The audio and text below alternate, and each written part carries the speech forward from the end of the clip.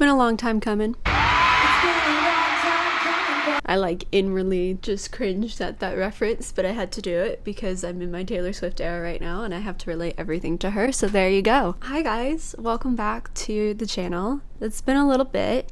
Took a little bit of a break, partially for mental reasons, but also partially because school was kicking my royal fucking ass. If you don't know, I'm currently studying to be in radio, television, film, which is something I'm very passionate about. It's been a blast so far, but of course, finals and everything like that, it's never fun. So whenever that happens, I might have to step away for a little bit. How this is gonna work? I put out a schedule on basically every social media platform that we have. Of course, things don't go according to plan all the time, but what I am intending to do is to upload videos to Patreon every Saturday, and then the following Friday I'll upload it on YouTube, and then you'll get a new video on Patreon. So hopefully I can stick to my word on that. If I don't, I apologize. There will be one week where there will be no new content, just because Alexis and I will be on vacation for our 2-year anniversary, which is crazy. So I definitely want to get that Q&A out soon. Again, if you have any questions, leave them here. I want to create like actual forms and stuff that people can fill out. As you can see, my partner in crime is not here. She's not dead. She's working on schoolwork, and so this is going to be a little solo treat between you and I. I haven't done an alone video in so long, so I'm slightly nervous. Speaking of, you want to say hi? Just run into the mic. Hello, I'm in the middle of finals. Thank you very much. She finished before me. I might cry.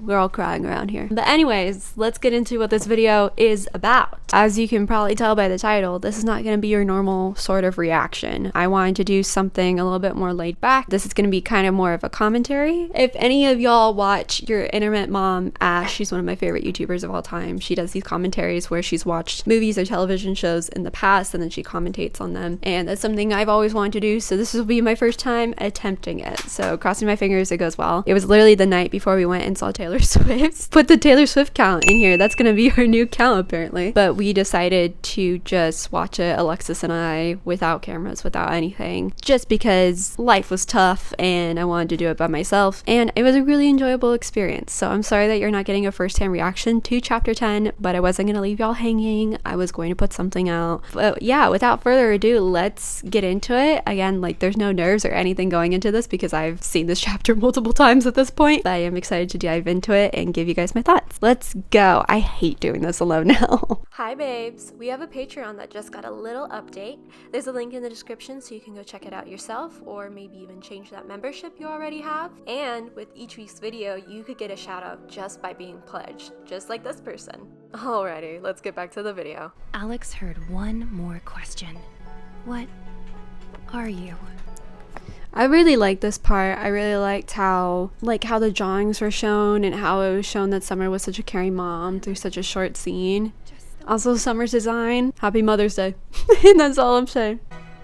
She left the... we're going to talk about the emblem. She left the emblem. It's not like you to rush off on a mission in the middle of the night. The scene's lighting was just so pretty. When I was watching it, it just felt so comforting and so realistic. I always prefer discretion. Also, can we talk about the fact that someone was like, Ty is still not Ruby's father? Ty is 100% Ruby's father. If you see any of his mannerisms or any way he acts, he is 100% her dad. So I don't know where that's coming from, but y'all are wild. Y'all are a little crazy. I'll be back soon. I know. And the fact that you don't even need a kiss to show that kind of affection, there's so much love between the two of them. You can just see that. This made me scream. No, Summer Rose telling lies. First time for everything. Also, a lot of people pointed out how this was the first time we've seen Raven smiling. Summer just always had an impact on everyone, and it's really nice to see that she even had an impact on someone whose emotions have become very guarded over time. And I think a big reason of why Raven's emotions have become guarded is because she lost Summer and she's not fully grieving that. She's not fully accepting that that is the thing that happened to her. And the similarities between her and Yang, love it, love to see it. This line, this little sass, I was like, come on, Summer, favorite character. This right. There's nothing to worry about. Mother like daughter. The little shoulder tap. Yang did the same thing to Raven in Volume 5. I just like that callback. What? What was that? And then this whole scene, just like finding out that Raven did know basically what happened to Summer, or did have some kind of inclination, was with her on her last night, her last mission. That is a huge piece of information that was dropped, because Raven never thought to bring that up or to mention that. And I think when Yang finds out, that's going to be like the worst thing in the world. I'm very excited to see that confrontation, and I hope we get that talk of like, why did you think you weren't a good mother? Like, we need to find out, first of all, like, why did you leave? Why did you think you weren't a good mother? Like, what's the story behind that? And also, what the fuck were y'all doing that night that you're just not talking about it? You're not bringing this up to anyone, or does anyone else know? And we're just not aware as the viewers, or as Team Ruby's POV that we see, you know? She lied. She left with Raven. Why would she? Who knows why people keep the secrets they do? Maybe you're not the only one who has felt the weight of others' expectations. Like Alex. Like your mother. It was very much, I think, the Forager trying to show Ruby that her mom is imperfect. This image that you're imposing on someone and being like, oh, they were always perfect. I'm sorry, my cat just laid down and I loved him. That Summer was this perfect person. She never did anything wrong, and she was the perfect hero and the perfect huntress. And it's just like, the reason why you're seeing this is not to show that your mom lied, but to show that she was imperfect, to show that she failed and she didn't always come out as the hero. And to stop comparing yourself to someone that you're not. Because from volume 1, Ruby has really internalized this image of, I need to be like my mother, and that's how I'll get people to like me and people to respect me. And having, you know, an entity like this be like, we need to break this down, was so good. It was so good. I love this. Become someone else. I love this shot of like the broken glass, because it's like a broken version of something that she held on to for so long. Like, the imagery in this chapter was insane. I loved it. You never were the hero. And I love how it's flashing between him, because that's who he still is younger Jean. The conversation around, oh well, he's never going to become who he was before. Like, he's always been this person. He never changed. It was just his appearance. And this was so touching, just having her come back and be like, I want to fix things, and I'm going to fix things by helping you get back to your world, was really special. Oh, Neocat, so much fun. Love this villain, one of my favorite villains.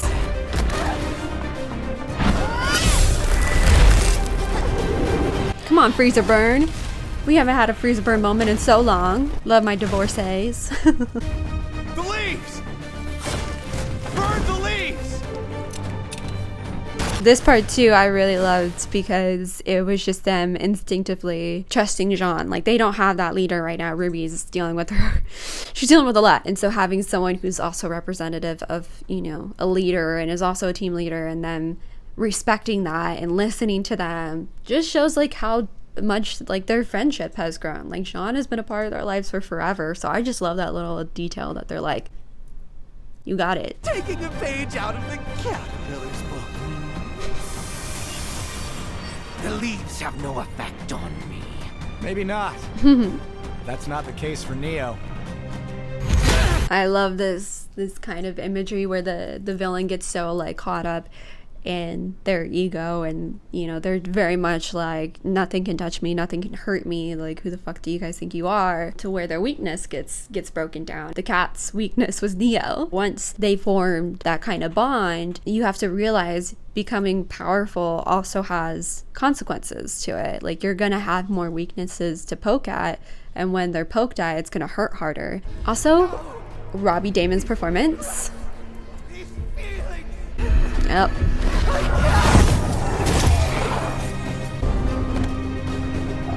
And I love that they don't go after Neo. Like, this is just not the time and place. This transformation is so creepy. It's so good. Not gonna lie, I wish that the cat's transformation was something a little bit bigger and a little bit more horrifying. Like chapter 8, when that whole shit went down, terrified. I was glued to my seat. I hate it. I don't want to be here. And I want to have that feeling with a villain. And I just felt like that little transformation just didn't do it for me.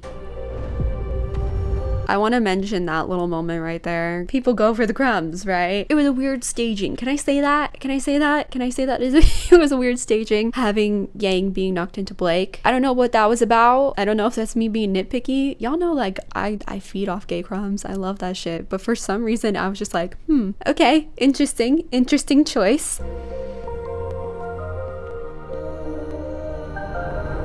All these weapons, I'm like, I wonder if the two swords crossing like mean something. Probably not. And Alex's dagger and having the red light behind her. So good. So good. So good. Loved everything up until this point. This one. What happens if I choose me?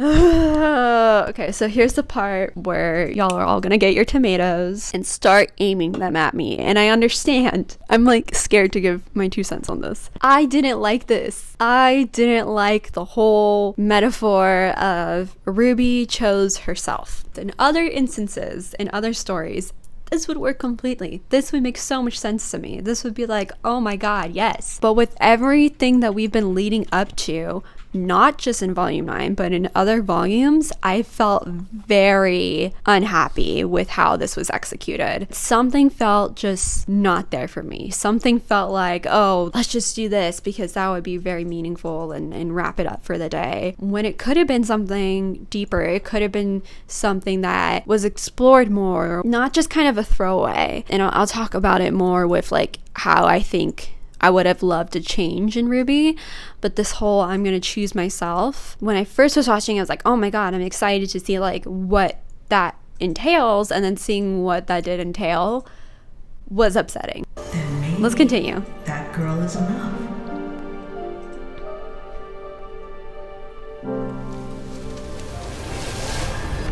I like that she said that though, because Ruby did need that message of you are enough. That's important, and I don't feel like that was bad. This was so good. No complaints here. No criticism here. Just the chills on my body when I heard Red Like Roses Part 3. I was like, and we were staying with family, so I was like trying to contain it. How? Okay. She knew what she needed to be. Let's talk about this. Let's talk about these 2 lines, because it wasn't like Blake and Weiss's lines were not the ones that bothered me. It was Yang and John's. It's the you're you, and then John being like she knew what she needed to be. I don't know if it was the delivery of the lines. I don't know if it was the way it was written. I don't know if it was where they were placed. I don't know, but something for me, I was like, I have to leave. I can't finish this movie. like it was the most I have ever cringed at Ruby, and I don't think I've really ever cringed at Ruby. I'm not a huge cringer person because I make fucking videos about anime on the internet. Like, who am I gonna be to cringe at shit like that? I had to get up and take a walk. I'm gonna be quite honest. It wasn't my favorite. It just felt like very like, this is what Ruby killed herself for, was a Disney ending like this. I'm not trying to attack the writing. I'm not trying to attack anyone. I didn't love it. I found it very cheesy. It's allowed to be cheesy. Shows are allowed to be cheesy. But I found it too cheesy to a point where I was like, I need to take a walk. I need to stop watching for just a second. How perfect! I didn't even notice that the first time. The perfect. I love it. This fucking epic. Love it. Love it. Love it. Love it. Love it. What I think could have been improved here is if she had some type of upgrade in her semblance as well. Like I wanted a physical change as well, if that makes any sense. But everything about this, the music, the animation, the colors, the lighting scheme, the way it was directed, beautiful. It just feels like a fighting game. It's just so good. And the colors are so good. So good, so good. You're broken. You break everything you touch. It's just that fight was so representative of like, if one member of their team is not doing their best, like they're not going to be whole. They're not going to be this like, they took care of that cat in 2 seconds. 2 seconds. No one else could do that. So it just shows how powerful of a team they are, and I really, really like that. Like all humans, weak. Again, Robbie Damon, I don't know what the fuck you were smoking in that booth, but keep doing it. Wrong. She's never been any of those things. That's why we follow her.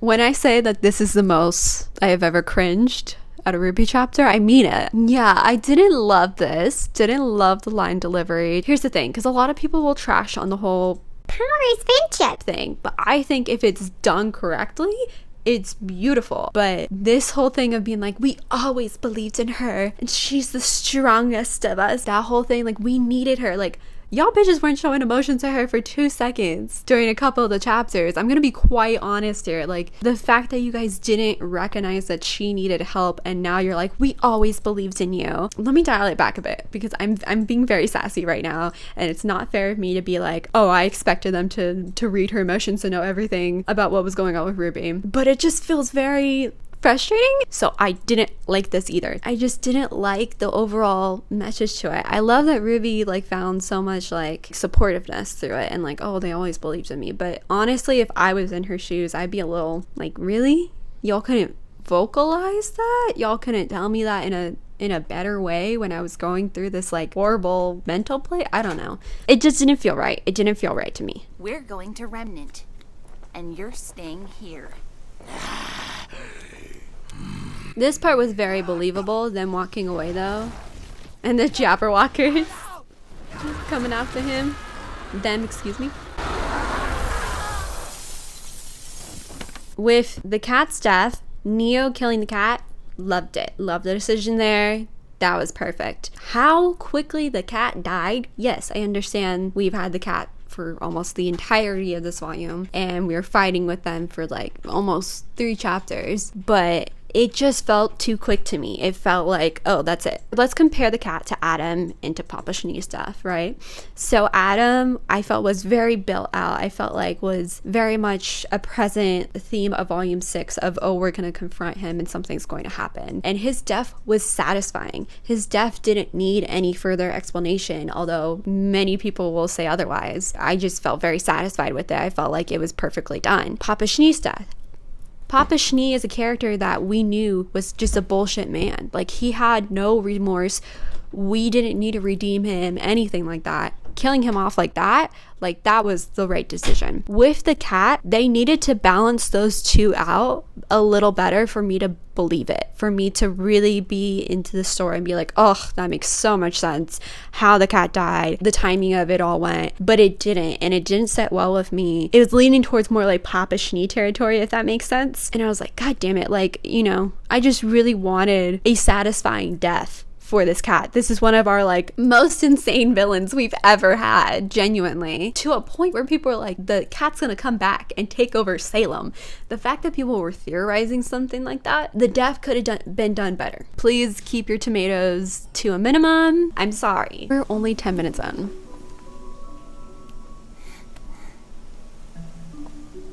This was very sweet. To have what they have. And heartbreaking.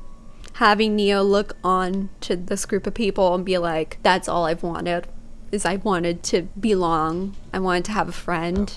And she did through Roman. Also, someone pointed out that his last lines, the voice actor for Roman, like these are like the last things he really said, which is very, it's a lot.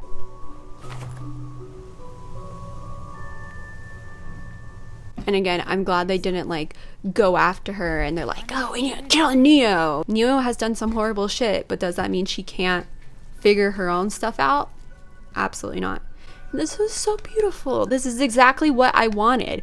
I didn't want Neo to automatically come back to Vacuo with us and be buddy buddies, you know? Like, she didn't have that ability like how Emerald had that ability to do so. Yes, Emerald did some shitty shit. She did some shitty shit, but it was believable of her coming to the group and having to grow and having to fight to be accepted and then be accepted. With Neo, that would have been too easy. That would have been way too easy. So having her figure herself out in a place like the Ever After, genius. Loved it.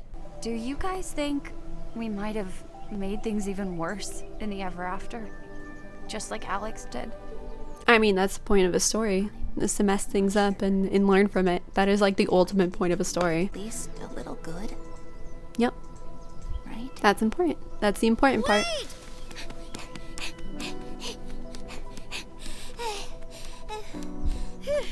Little! Put the tomatoes down. Put them down. Okay?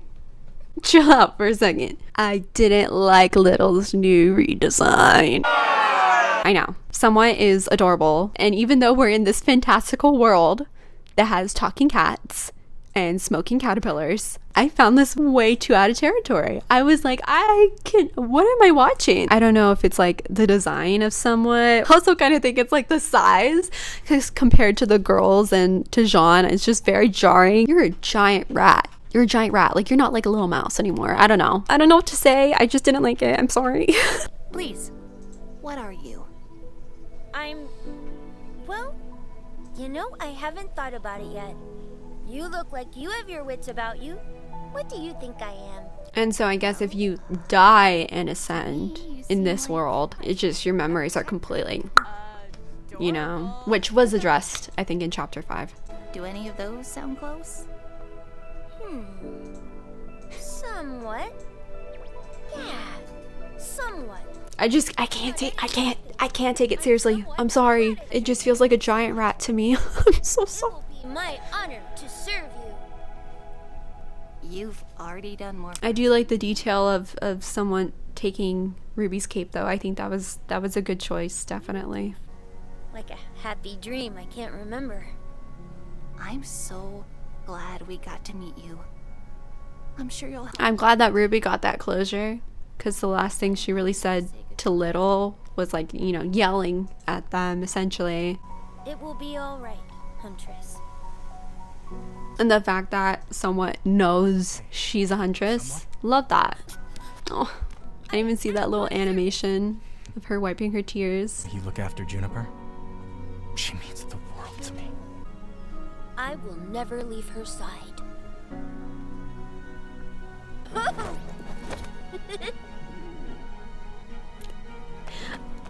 It's a giant rat. Maybe I just like have a phobia that I don't know.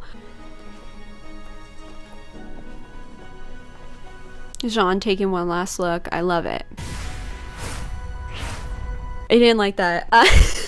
Let's count how many times Leanne says that she doesn't like something. The anime lines with the hands, I didn't love it. Most of the time, I love the anime lines in Ruby. Like whenever it's like a fight sequence or about to be a fight sequence or just something of that nature. Beautiful. Like when we had like the A shape in chapter 3. Loved it. God tier. This was not needed. It just felt very out of place. It could have been so much cuter if we just had not a close-up of it, but like far away shot and them just grabbing each other's hands, because I love like the little details and not like just zooming in.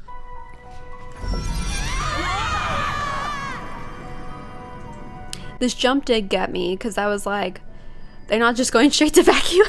I was very confused at first. I was like, huh? But it makes sense why they need to kind of deal with some things and confront some issues, especially because I was like, well, what's going to happen to Jean? You know, is he going to stay old man Jean? Welcome. And the little wooden carvings, I love it. My workshop. It's like a D&D, like making the little D&D models. I love it. The tree? Something like that. I hope in Vacuo we get a Blake and Ruby talk, because they need to address some things, please. I'm glad you did. And I'm glad that it was like brought up that this carpenter was waiting for Jean to like break through with his emotions and everything, and they're like, fucking finally. The girl who fell through the world is the story as he wished it had happened. Yes, these brothers were the tree's earliest blossoms, and the first to inhabit the ever after. But that is the joy of creating, the not knowing. The joy of creating is not knowing. I love that quote. Wild and dangerous. The animation here was so beautiful. The fact that they both started off as deer, which are like very curious, quiet, creatures. I love how they tied the brothers back into this world, because it makes so much sense. The brothers are these magical, mystical creatures who basically do whatever, and that's the ever after in a summary. The brothers grew curious. I love that the carpenter just like knows everything. And so, using the skills, And they evolved into dragons and everything. I think that's so fascinating. soon The cat face cracks me up every time. creation could do their job for them, finding the broken parts of the ever after. I love like the film grain. It's been in so many of these flashbacks. To finish what the cat started. It came out brutal and effective. And that's the part I'm just like having a hard time understanding. It's like, why would you need to create something that's going to destroy all the progress that you've made?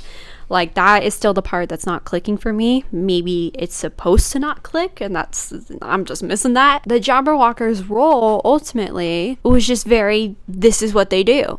It wasn't complex like the cat. It wasn't complex like the gods who are curious and are learning and evolving and want to make all these creations. It was just very like kill, kill, kill. I ultimately don't love how they described how the Jabberwocker came to be and what its ultimate purpose was. It's just like, I feel like so much more could have been done there. But balance is not two forces locked in never-ending battle. Balance is an ecosystem, an organism, a living, breathing thing. Thus, Yin and balance yang. cannot be restored with force or calculation. True balance finds its own equilibrium. And I love that it's the ruby colors and that they are the representations of true balance and growth. And the flowers. I need to get that tattooed. The ever after could no longer bear the brothers' experiments. And I like that we go back into the present and everything here. The present, I guess. A doorway that would remain open for the brothers' return, and any of their creations. The five of you have had a greater impact than you know. Just like Alex and Louis did before you. Just like others will after you. One small kindness. This will be the day we're waiting for. Let me not start crying. Such a marvelous transformation. That hit me in my heart a little bit. Caused an unfortunate change. Alex Yeah. broke her promise to the cat. Became untrusting. And there was nobody to send them back to the tree for repair. It was killed by the Jabberwocker. I think it's so frustrating how the cat was just killed by the Jabberwocker. I just felt like the story was just trying to wrap itself up. And I understand budget, limitations, all that stuff, but I was still very frustrated by it. She will have the chance to return her broken heart and become something new. Such is balance. I love Alex's dagger. Wait, how do you have this? When Alex's life ended, she chose to leave a part of herself behind. A wish to fix what she had broken.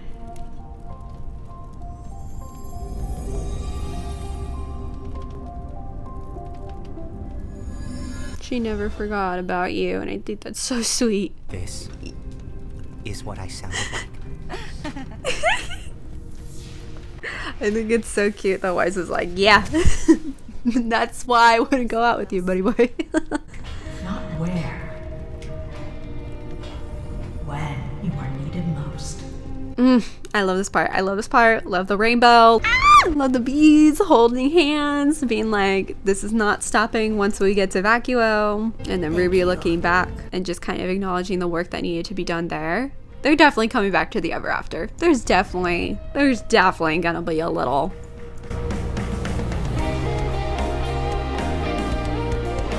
Can we talk about the scene? First of all, music, how dare you? That is so rude. Second of all, someone pointed this out. I didn't even recognize when I was first watching it, but all the different kinds of airships We have, I want to say, the Vital Festival. Atlas is in the middle. Mistral's in the very back. And then we have Beacon. We have each of the airships and then some. So we're all here and we're all together. And that's fucking crazy. A lot of people have like been like the final battle is going to happen in Vacuo. Because Vacuo, I think Vacuo is the closest to the dragon continent, honestly.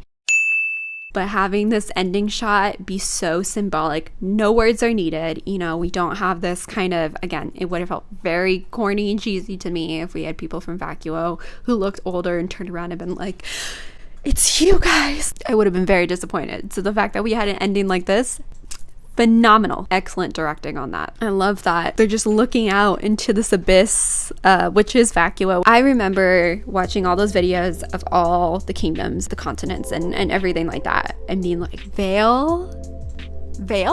Hello? Vacuo is going to be my land. I created outfits. I'm so excited, and especially because this is just like leading up into the finale. You know, I'm gonna be eating this breakfast, lunch, and dinner. Like, Atlas was cool with the Star Wars themes and everything like that, and having those different class situations. I wish we had a little bit more exploration of Mistral, and then Vale and Beacon I think is just so like homey and so nostalgic. But with Vacuo, it's just so like, bitches be crazy here. So you know some shit's gonna go down, and I'm very excited. The fact that we have almost everyone in the same place. I'm like, do we have Raven and Ty together?